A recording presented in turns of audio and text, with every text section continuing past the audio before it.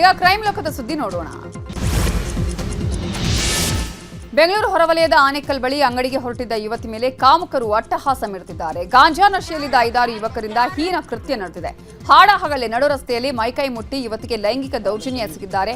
ಪ್ರತಿರೋಧ ತೋರಿದ ಯುವತಿ ಮೇಲೆ ಪುಂಡರು ಅಟ್ಯಾಕ್ ಮಾಡಿದ್ದಾರೆ.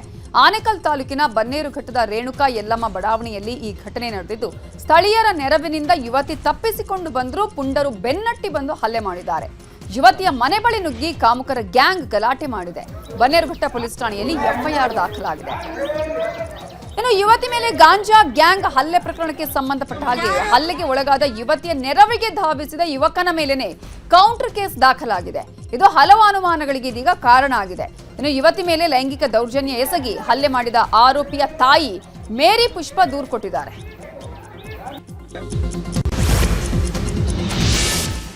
ಬೆಂಗಳೂರಲ್ಲಿ ನಾಪತ್ತೆಯಾಗಿದ್ದ 5 ವರ್ಷದ ಮಗುವನ್ನ ಪೊಲೀಸರು 24 ಗಂಟೆಯೊಳಗೆ ಪತ್ತೆ ಮಾಡಿದ್ದಾರೆ. ಜ್ಞಾನಭಾರತಿ ಪೊಲೀಸರು ಶ್ವಾನದ ಸಹಾಯದಿಂದ ಮಗುವನ್ನ ಪತ್ತೆ ಹಚ್ಚಿದ್ದಾರೆ. ನಗರದ ವಿಶ್ವೇಶ್ವರಯ್ಯ ಲೇಔಟ್ ಬಳಿ ಸಿದ್ದಪ್ಪ ವೀರಮ್ಮ ದಂಪತಿಯ 5 ವರ್ಷದ ಮಗು ಕಾಣೆಯಾಗಿತ್ತು. ಈ ಬಗ್ಗೆ ಜ್ಞಾನಭಾರತಿ ಪೊಲೀಸ್ ಠಾಣೆಗೆ ದಂಪತಿ ದೂರು ಕೊಟ್ಟಿದ್ರು. ಬಟ್ಟೆಯ ವಾಸನೆ ಹಿಡಿದ ಶ್ವಾನ ಪೊಲೀಸರಿಗೆ ಡೈರೆಕ್ಷನ್ ತೋರಿಸಿತು. ಮಹಿಳೆಯನ್ನ ವಶಕ್ಕೆ ಪಡೆದು ವಿಚಾರಣೆ ಮಾಡಿದಾಗ ಕಿಡ್ನಾಪ್ ಮಾಹಿತಿ ಬೆಳಕಿಗೆ ಬಂದಿದೆ. ಮಗುವಿನ ಪೋಷಕರಿಗೆ ಪರಿಚಯಸ್ಥಳಾಗಿದ್ದ ರಾಯಚೂರು ಮೂಲದ ಮಹಿಳೆ ಕೃತ್ಯ ಎಸಗಿದ್ದಾಳೆ. ಬಸಮ್ಮ ಮತ್ತು ಸುಲೋಚನಾ ಅನ್ನೋರನ್ನ ಪೊಲೀಸರು ವಶಕ್ಕೆ ಪಡೆದು ವಿಚಾರಣೆ ಮಾಡುತ್ತಿದ್ದಾರೆ. ಹಾಸನ ಜಿಲ್ಲೆಯ ವೆಂಕಟಹಳ್ಳಿಯಲ್ಲಿ ಕೈಯಲ್ಲಿ ಪಿಸ್ತೂಲ್ ಹಿಡಿದು ವ್ಯಕ್ತಿಯೋರ್ವ ದರ್ಪ ಮೆರೆದಿದ್ದಾನೆ. ಎಸ್ಟೇಟ್ ಮ್ಯಾನೇಜರ್ ಸಮ್ಮುಖದಲ್ಲಿ 6 ಮಂದಿ ಕಾರ್ಮಿಕರಿಗೆ ಆವಾಜ್ ಹಾಕಿದ್ದಾನೆ. ಅಸ್ಸಾಂ ಮೂಲದ ಫುಲ್ಬಾಬು ಅನ್ನುವಾತ ಪುಂಡಾಟ ಮೆರೆದಿದ್ದು ಕಾರ್ಮಿಕರಿಗೆ ಆವಾಜ್ ಹಾಕುವ ದೃಶ್ಯ ಸಿಸಿಟಿವಿಯಲ್ಲಿ ಸೆರೆಯಾಗಿದೆ. ಸಿಸಿಟಿವಿ ದೃಶ್ಯ ಆಧರಿಸಿ ಪೊಲೀಸರು ಆರೋಪಿಯನ್ನ ವಿಚಾರಣೆಗೆ ಒಳಪಡಿಸಿದಾಗ ನಕಲಿ ಗನ್ ಅಂತ ಬೆಳಕಿಗೆ ಬಂದಿದೆ. ಹೀಗಾಗಿ ಆರೋಪಿಯನ್ನ ವಾರ್ನಿಂಗ್ ಕೊಟ್ಟು ಪೊಲೀಸರು ಬಿಟ್ಟು ಕಳುಹಿಸಿದ್ದಾರೆ. ಪ್ರವಾಸಿ ತಾಣಗಳಲ್ಲಿ ಹೆಚ್ಚಿದ ಪ್ರವಾಸಿಗರ ಹುಚ್ಚಾಟ. ಪ್ರಸಿದ್ಧ ಪ್ರವಾಸಿ ತಾಣ ಸೀತಾಳಯ್ಯನಗಿರಿಯಲ್ಲಿ ಪ್ರವಾಸಿಗರ ನಡುವೆ ಕುಡಿದ ಮತ್ನಲ್ಲಿ ಪರಸ್ಪರ ಹೊಡೆದಾಡಿಕೊಂಡಿದ್ದಾರೆ.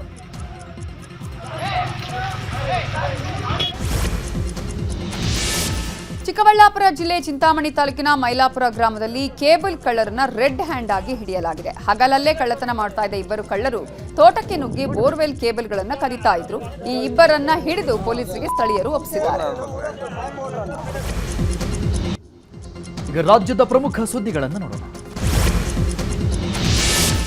ಕಂದಾಯ ಸಚಿವರ ಸಭೆಯಲ್ಲಿ ಅಧಿಕಾರಿಗಳು ರೀಲ್ಸ್ ನೋಡುತ್ತಾ ಬ್ಯುಸಿ ಆಗಿಬಿಟ್ಟಿದ್ರು. ತುಮಕೂರು ನಗರದ ಗ್ರಂಥಾಲಯ ಸಭಾಂಗಣದಲ್ಲಿ ಸಚಿವ ಕೃಷ್ಣ ಬೈರೇಗೌಡ ಕಂದಾಯ ಇಲಾಖೆಯ ಪ್ರಗತಿ ಪರಿಶೀಲನಾ ಸಭೆ ನಡೆಸ್ತಾ ಇದ್ರು.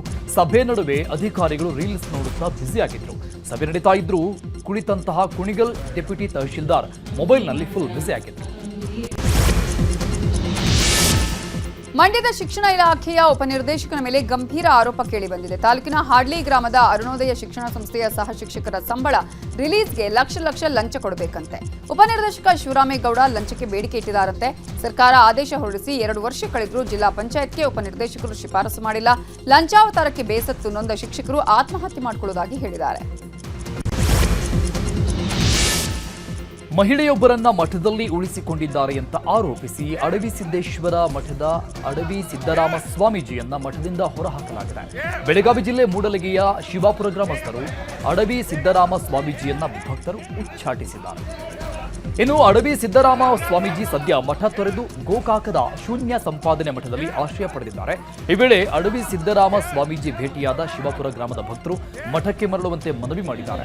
ಆದರೆ ಭಕ್ತರ ಮನವಿಗೆ ಕೈ ಮುಗಿದು ಏನನ್ನೂ ಉತ್ತರಿಸದೆ ಮೌನವಾಗಿದ್ದಾರೆ. ರಾಜ್ಯದಲ್ಲಿ ಮುಂದಿನ 5 ದಿನಗಳಲ್ಲಿ ಭಾರೀ ಮಳೆಯಾಗಲಿದೆ ಅಂತ ಹವಾಮಾನ ಇಲಾಖೆ ಮುನ್ಸೂಚನೆ ಕೊಟ್ಟಿದೆ. ಮಲೆನಾಡು ಹಾಗೂ ಕರಾವಳಿಯಲ್ಲಿ 2 ದಿನಗಳ ಬಳಿಕ ಹೆಚ್ಚು ಮಳೆಯಾಗಲಿದೆ. ಶಿವಮೊಗ್ಗ ಜಿಲ್ಲೆಯ ಅರಮನೆಕೊಪ್ಪ ಗ್ರಾಮ ಪಂಚಾಯಿತಿ ವ್ಯಾಪ್ತಿಯ ಕುಂದಗಲ್ ಗ್ರಾಮದಲ್ಲಿ ದಿನದಿಂದ ದಿನಕ್ಕೆ ಭೂಮಿ ಕುಸಿತಾ ಇದೆ. ಹೀಗಾಗಿ ಗ್ರಾಮಸ್ಥರು ಆತಂಕದಲ್ಲಿ ದಿನ ಕಳೀತಾ ಇದ್ದಾರೆ. ಕಳೆದ 5 ದಿನಗಳಿಂದ ನಿರಂತರವಾಗಿ ಗುಡ್ಡಗಳು ಕುಸಿದಿವೆ. ಸುಮಾರು 25 ಎಕರೆ ಅಡಿಕೆ ತೋಟ ಹಾಗೂ ಮನೆಗಳು ಅಪಾಯಕ್ಕೆ ಸಿಲುಕಿವೆ. ಗುಜರಾತ್, ಪಂಜಾಬ್, ಕೇರಳ ಮತ್ತು ಪಶ್ಚಿಮ ಬಂಗಾಳ ಈ 4 ರಾಜ್ಯಗಳಲ್ಲಿ 5 ಸ್ಥಾನಗಳಿಗೆ ನಡೆದ ಬೈ ಎಲೆಕ್ಷನ್ ಫಲಿತಾಂಶ ಪ್ರಕಟವಾಗಿದೆ. ಬಿಜೆಪಿ, ಟಿಎಂಸಿ ಮತ್ತು ಕಾಂಗ್ರೆಸ್ ನೇತೃತ್ವದ ಯುಡಿಎಫ್ ತಲಾ 1 ಸ್ಥಾನವನ್ನು ಗೆದ್ದರೆ ಆಮ್ ಆದ್ಮಿ ಪಕ್ಷ ಗುಜರಾತ್ ಮತ್ತು ಪಂಜಾಬ್ನಲ್ಲಿ 2 ಸ್ಥಾನಗಳನ್ನು ಗೆದ್ದಿದೆ.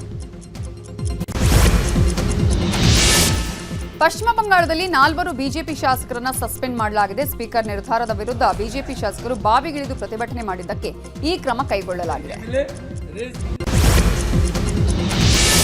ರಾಜಸ್ಥಾನದ ಉದಯಪುರ ರಾಷ್ಟ್ರೀಯ ಹೆದ್ದಾರಿ 27ರಲ್ಲಿರುವ ಗೋಗುಂಡ ಟೋಲ್ನಲ್ಲಿ ಭೀಕರ ಅಪಘಾತ ಸಂಭವಿಸಿದೆ. ಅತಿ ವೇಗದಿಂದ ಬಂದ ಟ್ರೇಲರ್ ಕಂಟ್ರೋಲ್ ತಪ್ಪಿ ಟೋಲ್ ಬೂತ್ಗೆ ಡಿಕ್ಕಿ ಹೊಡೆದಿದೆ. ಮನೆಯೊಳಗೆ ಸಿಲಿಂಡರ್ ಗ್ಯಾಸ್ ಸೋರಿಕೆಯಿಂದ ಭಾರೀ ಸ್ಫೋಟದ ನಂತರ ಬೆಂಕಿ ಕಾಣಿಸಿಕೊಂಡಿದ್ದು ಇಬ್ಬರು ಪವಾಡ ಸದೃಶ್ಯವಾಗಿ ಪಾರಾಗಿದ್ದಾರೆ. ಅಡುಗೆ ಮನೆಯೊಳಗೆ ಇರಿಸಲಾಗಿದ್ದ ಗ್ಯಾಸ್ ಸ್ಟೌವ್ನಿಂದ ಬೆಂಕಿ ಹೊತ್ತಿಕೊಂಡಿದ್ದು ಬೆಂಕಿ ಇಡೀ ಮನೆಗೆ ವ್ಯಾಪಿಸುತ್ತಿದೆ. ಇರಾನ್ ಇಸ್ರೇಲ್ ಸೇರಿ ಮಧ್ಯಪ್ರಾಚ್ಯದಲ್ಲಿ ಕ್ಷಣಕ್ಕೂ ಉದ್ವಿಗ್ನತೆ ಜಾಸ್ತಿ ಆಗ್ತಾ ಇದೆ. ಇರಾನ್ ಮೇಲೆ ಅಮೆರಿಕ ದಾಳಿ ಬೆನ್ನಲ್ಲೇ ಇಸ್ರೇಲ್ ಮತ್ತಷ್ಟು ಉತ್ಸುಕವಾಗಿದ್ದು ಇರಾನ್ನ ಕೆರ್ಮಾನ್ಯಾ ಸೇರಿ 6 ಸೇನಾ ನೆಲೆಗಳ ಮೇಲೆ ಕ್ಷಿಪಣಿ ದಾಳಿ ಮಾಡಿದೆ. ಇರಾನ್ ಎಚ್ಚರಿಕೆಗೂ ಬಗ್ಗದೆ ಇಸ್ರೇಲ್ ದಾಳಿ ಮಾಡಿದ್ದು ಇದಕ್ಕೆ ಪ್ರತೀಕಾರ ತೀರಿಸಿಕೊಳ್ಳಲು ಇರಾನ್ ಇಸ್ರೇಲ್ ಮೇಲೆ ಅಣ್ವಸ್ತ್ರ ದಾಳಿಗೆ ಪ್ಲಾನ್ ಮಾಡಿದೆ ಎನ್ನಲಾಗ್ತಿದೆ. ಇರಾನ್ ದಾಳಿಯ ಎಚ್ಚರಿಕೆ ಬೆನ್ನಲ್ಲೇ ಅಮೆರಿಕದ ಪ್ರಮುಖ ನಗರಗಳಾದ ನ್ಯೂಯಾರ್ಕ್, ವಾಷಿಂಗ್ಟನ್ ಡಿಸಿ ಮತ್ತು ಲಾಸ್ ಏಂಜಲೀಸ್ನಲ್ಲಿ ಹೈ ಅಲರ್ಟ್ ಘೋಷಿಸಲಾಗಿದೆ. ಮುನ್ನೆಚ್ಚರಿಕೆ ಕ್ರಮವಾಗಿ ಈ ನಗರಗಳಲ್ಲಿ ಅಮೆರಿಕದ ಅಧಿಕಾರಿಗಳು ಹೆಚ್ಚಿನ ಭದ್ರತಾ ಸಿಬ್ಬಂದಿಗಳನ್ನು ನಿಯೋಜನೆ ಮಾಡಿದ್ದಾರೆ. ಇಸ್ರೇಲ್ ದಾಳಿಯಿಂದ ಕಂಗೆಟ್ಟಿರೋ ಇರಾನ್ ಹರ್ಮುಜ್ ಜಲಸಂಧಿ ಮುಚ್ಚಲು ಇರಾನ್ ಸಂಸತ್ತು ಅನುಮೋದನೆ ಕೊಟ್ಟಿದೆ. ಆದರೆ ಅಂತಿಮ ನಿರ್ಧಾರ ಕೈಗೊಳ್ಳುವ ನಿರ್ಧಾರವನ್ನು ಸುಪ್ರೀಂ ಕೌನ್ಸಿಲ್ಗೆ ಕೊಟ್ಟಿದೆ. ಒಂದು ವೇಳೆ ಜಲಸಂಧಿ ಮುಚ್ಚಿದ್ರೆ ಭಾರತಕ್ಕೆ ತೈಲಾಘಾತ ಎದುರಾಗಲಿದೆ.